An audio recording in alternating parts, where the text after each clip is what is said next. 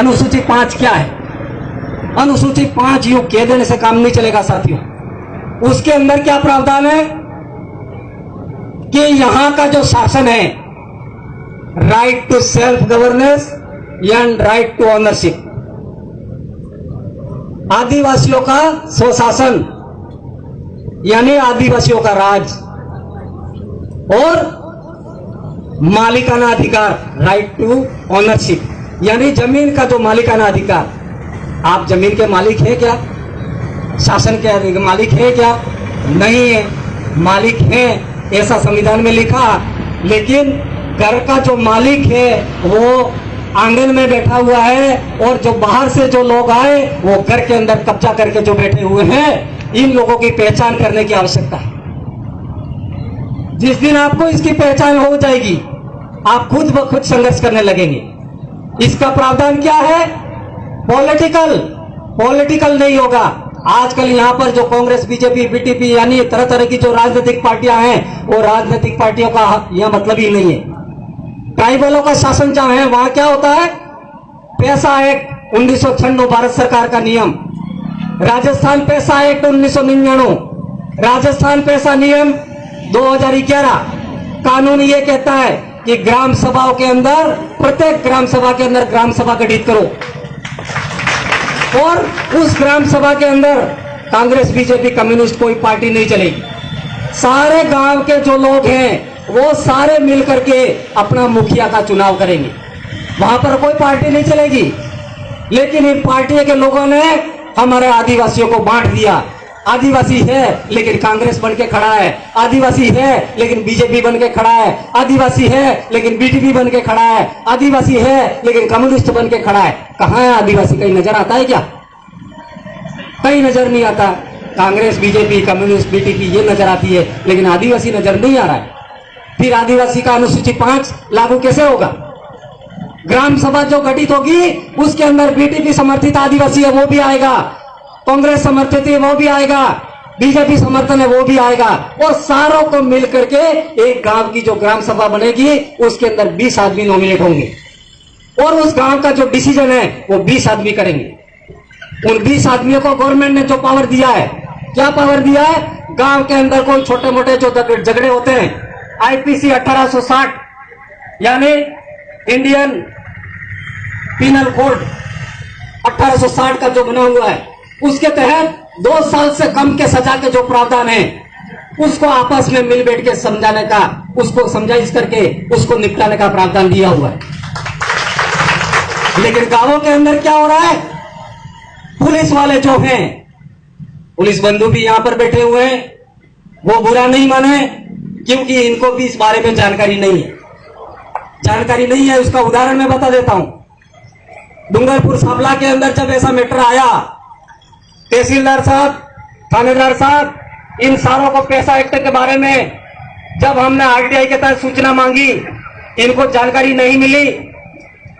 हमने आयोग को लिखा, जयपुर में आयोग को लिखा, तो आयोग ने उनकी पेशी कर दी जयपुर में। तो वहां पर जाकर के क्या बोलते हैं? हमको इस कानून के बारे में जानकारी नहीं है।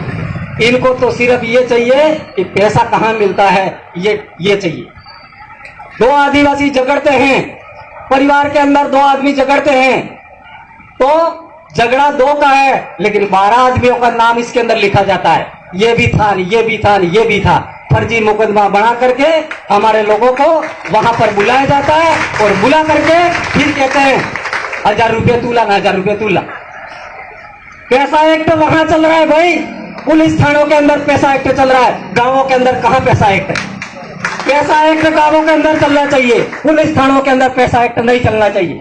इसलिए हमने अभी जो मांग पत्र रखा है उसके अंदर हमने लिखा है, प्रत्येक पुलिस थाने के अंदर जितने भी जो कर्मचारी कार्यरत हैं, कांस्टेबल, एएसआई, थानेदार, एसपी, जितने भी जो शेड्यूल एरिया के अंदर प्रत्येक थाने में जनसंख्या के अनुपात में कर्मचारी होने चाहिए। तब जाकर हमारे लोगों की वहां पर कोई पैरवी करेगा। वहां पर तुम्हारी बात को कोई सुनने वाला नहीं है। पैसा एक्ट की बात करते हो, पैसा एक्ट क्या होता है यूं बोलते हैं, और कोई जानता है तो वो क्या करता है, आपस में राजीनामा लिखवाता है, साइन करके वो कागज लगा देते हैं, और वहां पर जो है पैसों का खेल चल रहा है। न्याय कहां मिल रहा है? कहां है पैसा एक्ट? 2 साल से कम के सजा के प्रावधान गांव के लोगों को निपटाने का है। वो गांव के लोग कहां निपटा रहे हैं? निपटारा तो वहां हो रहा है, तुम लोगों को तो पता ही नहीं है ये। दूसरा जो है दारू की दुकानें, इस शेड्यूल एरिया के अंदर जितनी भी दारू की दुकानें, चाहे वैध हो चाहे अवैध हो, उस दारू की दुकान को चालू रखना है या बंद करना है, उसका पावर जो है पैसा एक्ट के तहत ग्राम सभा को है।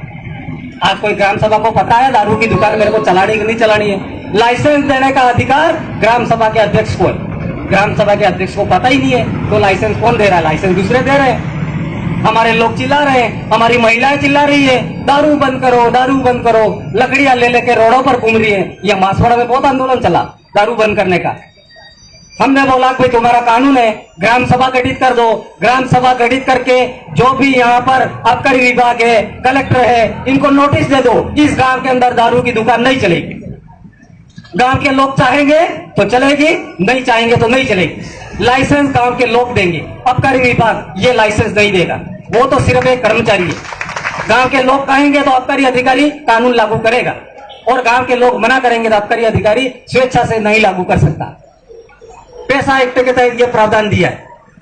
वन विभाग का जो मामला है आपका, वन विभाग के अंदर आपके घर के आसपास में जो भी किस गांव में वन विभाग पड़ता है, लकड़ी है, चारा है, उसको काटने का अधिकार, उसको किसको लाइसेंस देना है किसको नहीं देना है, वो ग्राम सभा को अधिकार है। लेकिन वन विभाग कब्जा बना के बैठा हुआ है। एक आदमी जो कई लकड़ियां गांवों के अंदर हमारे फॉरेस्ट के जो कर्मचारी है उनसे साठगार करके काट करके ले जाता है। शहरों के अंदर जितनी लकड़ियां कहां से आती है? शहरों के अंदर लकड़ियां पैदा होती है क्या? गांवों के अंदर होती है। तो गांव के अंदर जो लोग लकड़ियां लाते हैं वो जंगलों से लाते हैं। तो जंगलों के अंदर हजारों लकड़ियां जो ले जाता है उस आदमी को गिरफ्तार नहीं किया जाता, और एक आदमी जो अपनी चारपाई बनाने के लिए लकड़ी काटता है उसको वन विभाग के लोग गिरफ्तार करके ले जाते हैं, मुकदमा बनाते हैं, पेशा करवाते हैं। उस कानून की मैं निंदा करता हूं। यहाँ पर जो यहाँ के लोगों का जो पावर है उसको छीन करके हक और अधिकार जमा के बैठे हुए हैं। ये सारे जो पावर आप लोगों को दे रखे, उसके लिए सिर्फ एक ही बात है आपका, ग्राम सभा के अंदर ग्राम सभा 20 आदमियों की गठित करो, उसके अंदर 14 पुरुष है और 6 महिलाएं, प्रत्येक काम के अंदर ले लो और आप डिसीजन करने लग जाओ। अनुसूचित 5 ऐसे चिल्लाते रहोगे, कोई लागू करने वाला नहीं। आपको ये काम हाथ में लेना पड़ेगा, काम हाथ में लेना पड़ेगा। और जो भी सरकारी जो नुमाइंदा है जो इस सरकारी आदेश को, संविधान को नहीं मानता, उसको नोटिस देना पड़ेगा। ग्राम सभा नोटिस देगी। खेरवाड़ा के अंदर एक ग्राम पंचायत में ग्राम पंचायत वालों ने एसडीएम को नोटिस दे दिया। क्या अभी मानते हैं ऐसा ग्राम सभा एसडीएम को नोटिस दे सकता है? लेकिन पता हो कानून का तो दे सकता है, कानून का पता नहीं हो तो नहीं दे सकता है। इसलिए हमारे जितने कार्यकर्ता है शेड्यूल एरिया संघर्ष समिति के अंदर जो लोग भी काम कर रहे हैं, लंबे समय से जो काम कर रहे हैं, वो गांव के अंदर ग्राम सभा गठित करने का काम जब तक आप लोग नहीं करोगे तब तक ये कानून लागू होने वाले नहीं है। इसलिए इस काम को हाथ में लेना पड़ेगा, अनुसूचित 5 को हाथ में लेना पड़ेगा साथियों। इसलिए मैं आप सबको आह्वान कर रहा हूं, लंबे समय से मैं आपको आह्वान कर रहा हूं कि ग्राम सभा के अंदर ग्राम सभा बनाइए, और उस ग्राम सभा के अंदर किसी पार्टी की बात नहीं होगी। वहां पर जो भी आदिवासी आएगा वो समाज ट्राइबल बढ़ के बैठेगा, और ट्राइबल यानी आदिवासी बढ़ के बैठेगा, और गैर आदिवासी कोई है तो वो भी उसकी जनसंख्या के अनुपात में भागीदारी कर सकता है, सदस्य रह सकता है, लेकिन उसका अध्यक्ष नहीं बन सकता। पैसा एक्ट 1996 के तहत ये सारा पावर दिया है। क्या दिया है? सदस्य बन सकता गैर आदिवासी, लेकिन अध्यक्ष नहीं बन सकता। लेकिन नगर पालिकाओं के अंदर, यहां पर शेड्यूल एरिया के अंदर 9 नगर पालिकाएं गठित कर दी। उस नगर पालिका के अंदर शेड्यूल एरिया का जो कानून है वो खत्म कर दिया साथियों। और अभी जो ये प्रस्ताव लेने के फिराक में है, 7 किलोमीटर का एरिया अभी प्रत्येक नगर पालिका से किया है। आपकी ये बांसवाड़ा नगर परिषद है, नगर पालिका है, उसका 7 किलोमीटर का जो एरिया में जो लोग निवास करते हैं वहां पर शेड्यूल एरिया का कानून लागू नहीं होगा। ऐसी 9 नगर पालिकाएं कर दी है इस शेड्यूल एरिया के अंदर, और आने वाले समय में और भी नगर पालिका करने के फिराक में है। संविधान साइड में खड़ा कर दिया, लेकिन अप्रत्यक्ष रूप से इस संविधान को खत्म कर दिया। हमको दिखता नहीं है, संविधान खत्म हो गया। हमारे लोग सोच रहे हैं हमारा तो संविधान है, संविधान है, कहां दिखता है भाई संविधान? संविधान होता तो हमको यहाँ चिल्लाने की क्या आवश्यकता थी? संविधान को कौन मान रहा है? बंदूक के नोक पर ये सारे कर रहे हैं।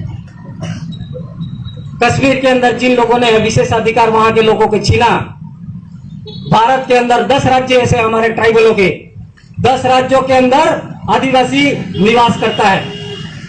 हमारे यहाँ पर 5 जिले थे, अब 7 जिले हो गए। 7 जिलों के अंदर आदिवासी निवास कर रहा है। एरिया तो बढ़ा दिया, लेकिन उसको भागीदारी नहीं दे रहे। उसके अधिकार, हक और अधिकार जो मिलने वाले वो नहीं दे रहे। तो शेड्यूल एरिया बढ़ा करके क्या कर रहे हो तुम? सिर्फ आदिवासियों को खुश करने का काम कर रहे हो। अधिकारों को समाप्त कर दिया, एरिया बढ़ा दिया।